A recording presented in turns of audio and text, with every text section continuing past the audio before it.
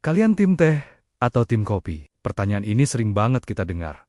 Dan jawabannya bisa memicu perdebatan seru. Dua minuman ini sudah jadi bagian tak terpisahkan dari kehidupan sehari-hari orang Indonesia, dari pagi sampai malam. Tapi pernahkah kalian berpikir, kenapa dua minuman ini begitu populer di sini? Mana yang lebih dulu datang, dan bagaimana ceritanya mereka bisa mendarah daging dalam budaya kita? Hari ini, kita akan melakukan perjalanan waktu, menelusuri jejak sejarah teh dan kopi di Nusantara. Kita akan bongkar ceritanya, mulai dari biji pertama yang dibawa ke tanah ini, hingga menjadi minuman favorit jutaan orang. Siap-siap, karena di akhir video, kita juga akan melihat data mengejutkan tentang siapa pemenangnya di hati masyarakat Indonesia saat ini. Jadi, jangan kemana-mana. Kita mulai petualangan rasa ini sekarang. Mari kita mulai dengan teh. Mungkin banyak yang mengira teh sudah ada sejak zaman kerajaan kuno, tapi ternyata ceritanya tidak seperti itu. Sejarah teh di Indonesia baru dimulai pada tahun ke-1684. Saat itu, seorang ahli botani Jerman bernama Andreas Klaier membawa biji teh dari Jepang ke Batavia, yang sekarang kita kenal sebagai Jakarta. Awalnya, teh hanya dianggap sebagai tanaman hias yang cantik untuk menghiasi taman-taman para pejabat folk. Belum ada yang berpikir untuk menyeduhnya sebagai minuman. Baru pada tahun 1694, ada laporan bahwa tanaman teh sudah tumbuh subur di pekarangan rumah Gubernur Jenderal Foch. Butuh waktu cukup lama sampai akhirnya potensi teh sebagai komoditas komersial disadari. Pada tahun 1826, teh mulai ditanam secara serius di Kebun Raya Bogor, dan percobaan perkebunan pun dilakukan di Cisurupan, Garut.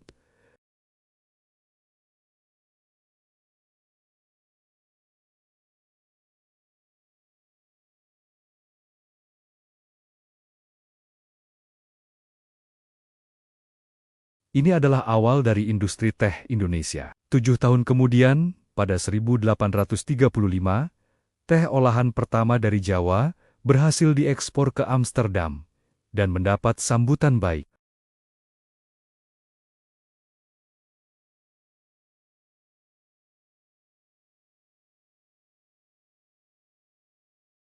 Petani dipaksa menanam komoditas ekspor, dan teh menjadi salah satunya. Awalnya, jenis teh yang ditanam adalah teh sinensis dari Tiongkok. Namun, pada tahun 1877, seorang pengusaha perkebunan bernama R.E. Kergoven membawa jenis teh baru dari Sri Lanka, yaitu teh Asamica. Jenis ini ternyata lebih produktif dan lebih cocok dengan iklim di Indonesia.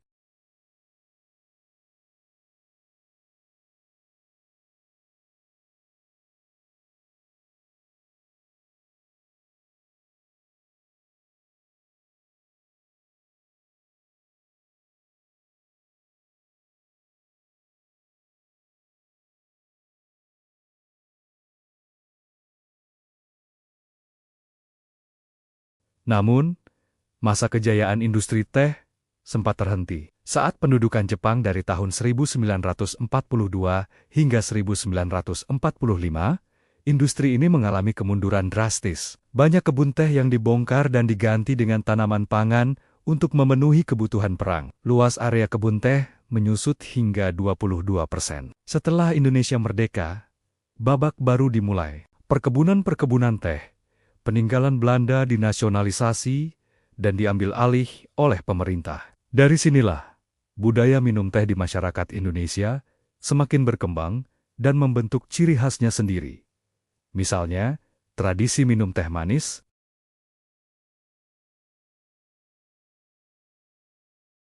Masyarakat pribumi saat itu sering mendapatkan teh dengan kualitas rendah.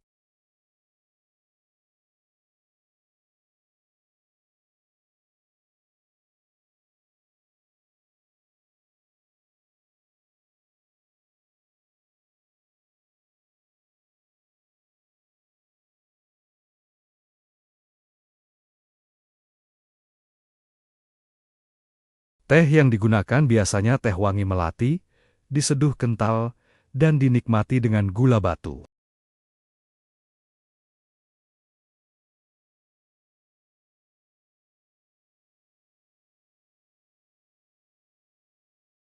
Ini adalah inovasi lokal yang mencampurkan daun teh dengan bunga melati kering, menciptakan aroma yang harum dan rasa yang khas, sangat disukai oleh masyarakat kita.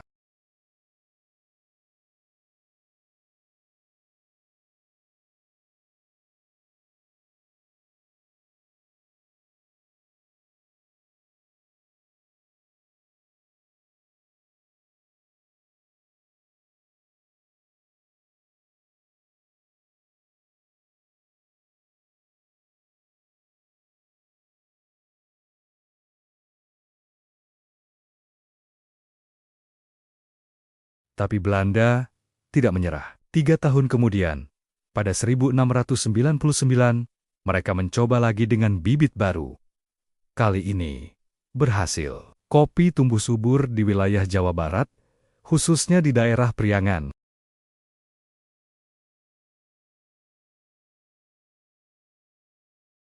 Bahkan, saking populernya, istilah A Cup of Java di Eropa dan Amerika menjadi sinonim untuk secangkir kopi. Indonesia dengan cepat menjadi salah satu produsen kopi terbesar dan terpenting di dunia, menyaingi Arab dan Ethiopia, sama seperti teh. Produksi kopi juga digenjot Habeshees melalui sistem tanam paksa pada tahun ke-1830.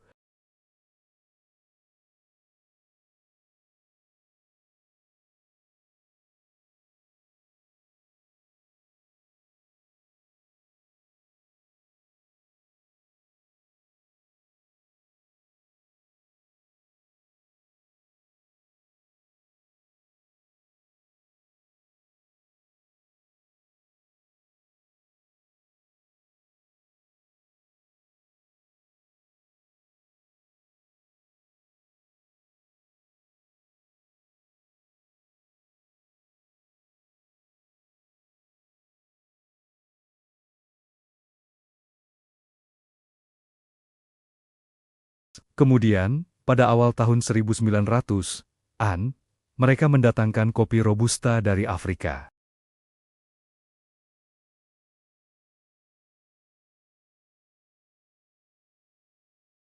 Sejak saat itu, Robusta mulai menggantikan Arabica dan hingga kini mendominasi sekitar 70–80% produksi kopi di Indonesia.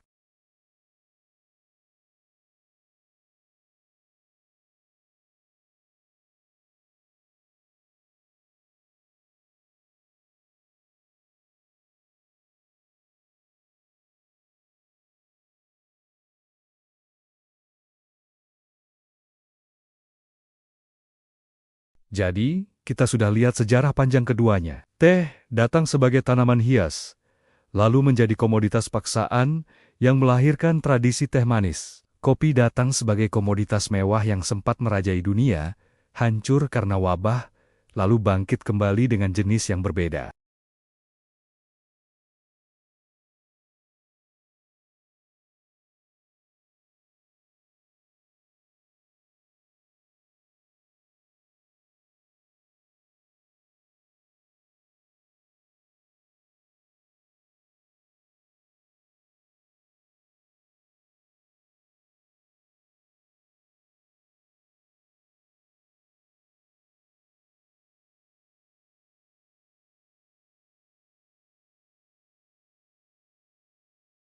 Namun, jika kita lihat lebih dalam, budaya ngopi memang menunjukkan kekuatan yang luar biasa. Survei yang sama menunjukkan bahwa 79% penduduk Indonesia menyukai kopi. Angka ini sangat tinggi, bahkan sepertiga dari populasi kita mengonsumsi kopi atau teh setiap hari. Ini menunjukkan betapa dalamnya kedua minuman ini dalam rutinitas harian kita. Mari kita bedah preferensinya. Untuk tim kopi, jenis apa yang paling populer?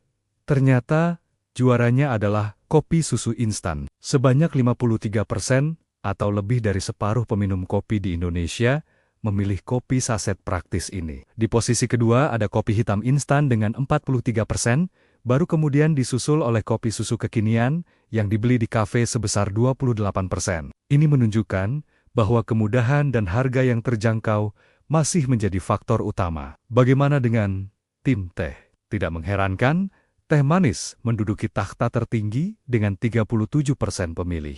Ini membuktikan bahwa tradisi minum teh yang manis dan menyegarkan masih sangat kuat. Diikuti oleh teh tubruk atau teh hitam seduh biasa sebesar 13% dan teh tawar sebesar 12%. Ada tren menarik jika kita melihat dari sisi generasi. Generasi muda, seperti milenial dan Gen Z, ternyata sangat mendorong budaya ngopi modern.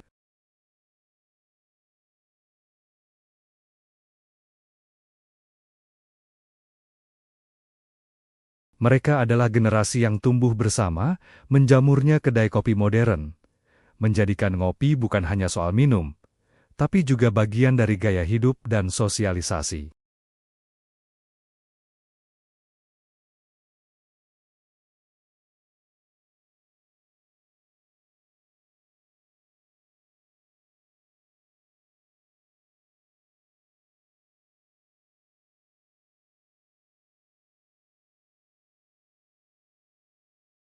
Namun, teh tetap menjadi minuman yang dicintai, minuman comfort yang selalu ada di setiap rumah. Dari teh manis di warteg, teh poci di Tegal, hingga teh tawar untuk menemani makan, teh punya tempatnya sendiri yang tak tergantikan. Pada akhirnya, pertarungan antara teh dan kopi di Indonesia bukanlah tentang siapa yang menang atau kalah.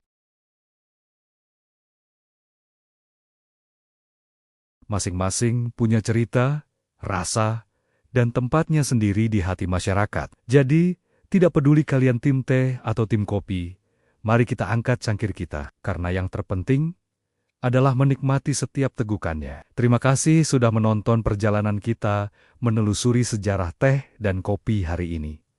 Menurut kalian gimana? Kalian lebih suka yang mana dan kenapa? Tulis jawaban kalian di kolom komentar ya. Saya penasaran banget ingin tahu. Jangan lupa like, share, dan subscribe channel ini agar tidak ketinggalan konten menarik lainnya. Sampai jumpa di video berikutnya.